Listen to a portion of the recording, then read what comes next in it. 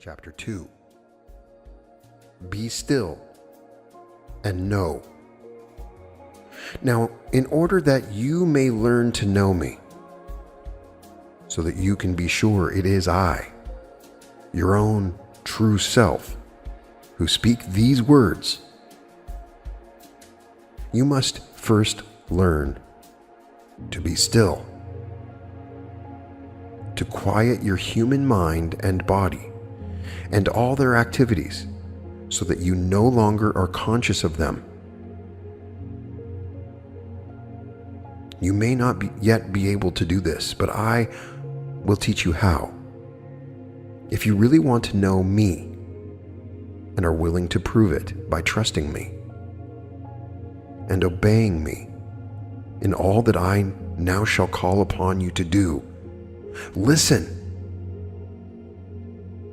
Try to imagine the I who speaks throughout these pages as being your higher or divine self, addressing and counseling your human mind and intellect, which you will consider the moment as being a separate personality. Your human mind is so constituted that it cannot accept anything which does not conform with what it has previously experienced or learned, and which its intellect does not consider reasonable. Therefore,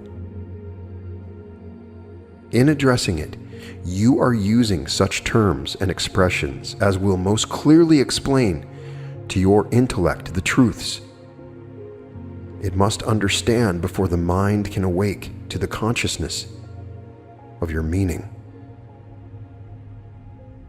The fact is, this I is yourself, your real self.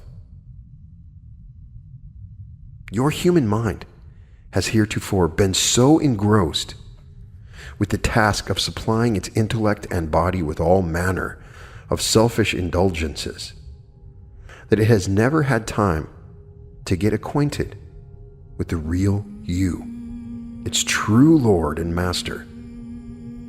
You've been so interested in and affected by the pleasures and sufferings of your body and intellect that you have almost come to believe that you are your intellect and body, and you have consequently nearly forgotten me, your divine self. I am not your intellect and body, and this message is to teach that you and I are one. The words I herein speak, and the main burden of these instructions is to awaken your consciousness to this great fact.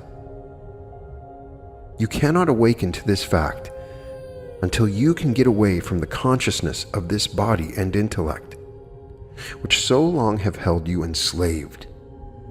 You must feel me within before you can know I am there. Now, in order that you can become wholly oblivious of your mind and its thoughts and your body and its sensations, so that you can feel me within, it is necessary that you studiously obey these, my instructions.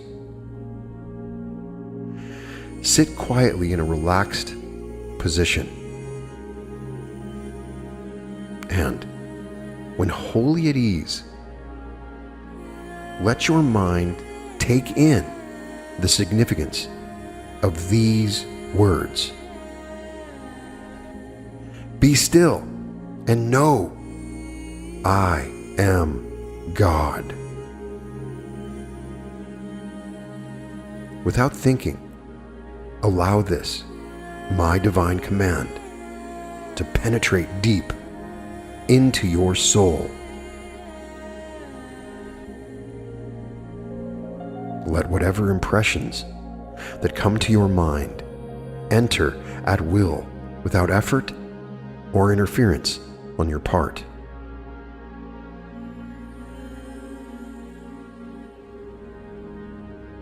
Note carefully their import, for it is I within. Through these impressions, instructing you.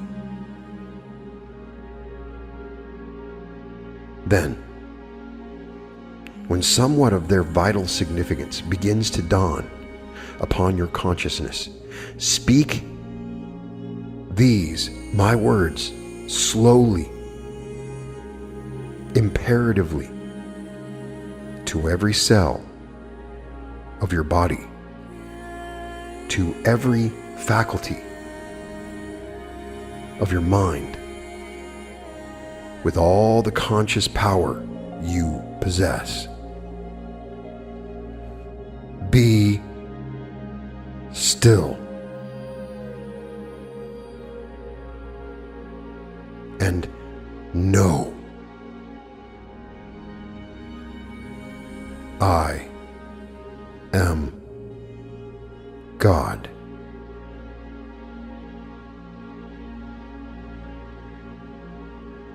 Speak them, just as they are herein written, trying to realize that the God of you commands and demands of your mortal, self-implicit obedience. Study them, search out their hidden potency, brood over them, carry them with you into your work.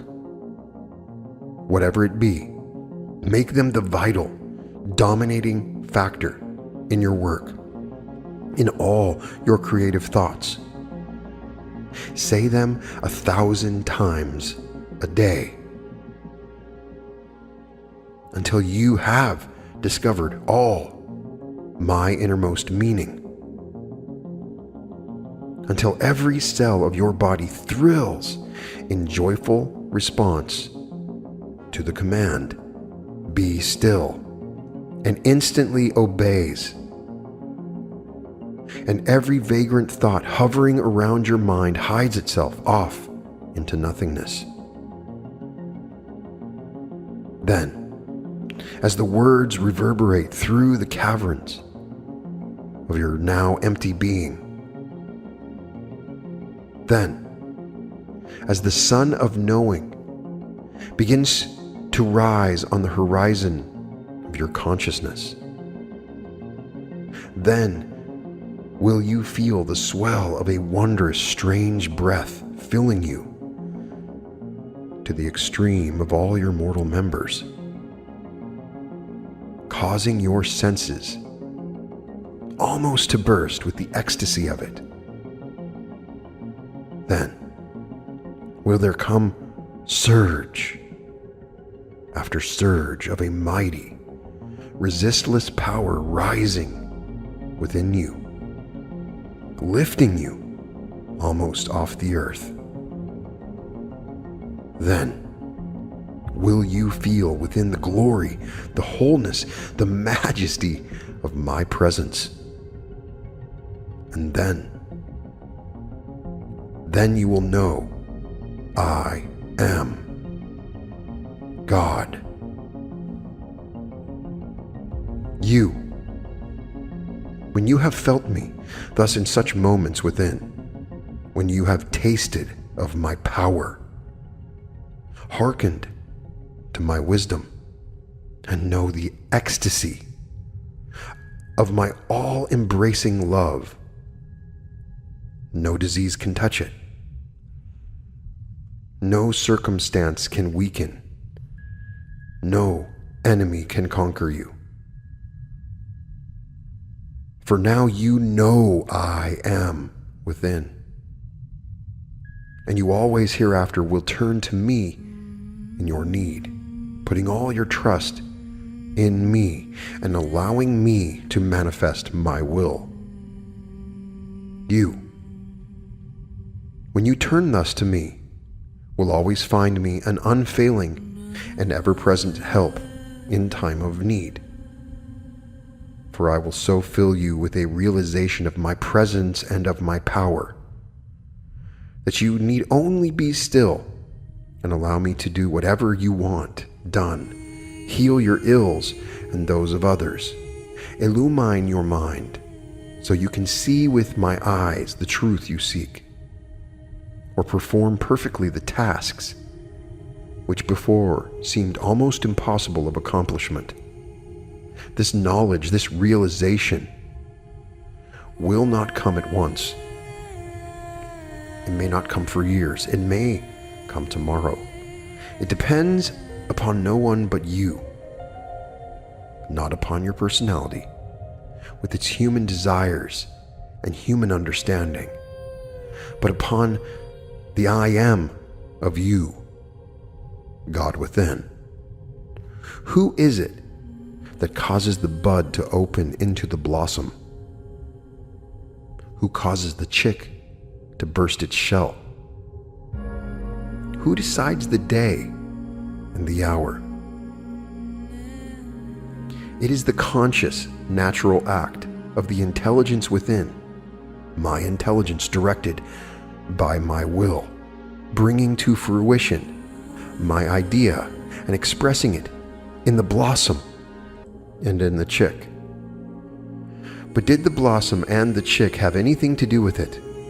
No, only as they submitted or united their will with mine and allowed me and my wisdom to determine the hour and the ripeness for action. And then, only as they obeyed the impulse of my will to make the effort, could they step forth into the new life. You may, with your personality, try 1,000 times, 1,000 times to burst through the shell of your human consciousness. It will result only, if at all, in a breaking down of the doors I have provided between the world of tangible forms and the real intangible dreams, and the door being open, you then no longer can keep out intruders from your private domain without much trouble and suffering. But even through such suffering, you may gain the strength you lack and the wisdom needed to know that not until you yield up all the desires for knowledge, for goodness, yes, for union with me, to benefit self, can you unfold your petals, showing forth the perfect beauty of my divine nature, and throw off the shell of your human personality and step forth into the glorious light of my heavenly kingdom. Therefore, I give you these directions now, at the beginning, that you may be learning how to recognize me. For I here promise you, if you follow and strive earnestly to comprehend and obey my instructions herein given, you shall very soon know me. And I will give you to comprehend all of my word, wherever written, in book or teaching, in nature, or in your fellow man. If there is much in wherein is written that seems contradictory, seek out my real meaning before discarding it. Do not leave a single paragraph or any one thought in it until all that is suggested becomes clear. But in all your seeking and all your striving, let it be with faith and trust in me, your true self within, and without being anxious about results. For the results are all in my keeping, and I will take care of them. Your doubts and your anxiety are but of the personality, and if allowed to persist, will lead only to failure and disappointment.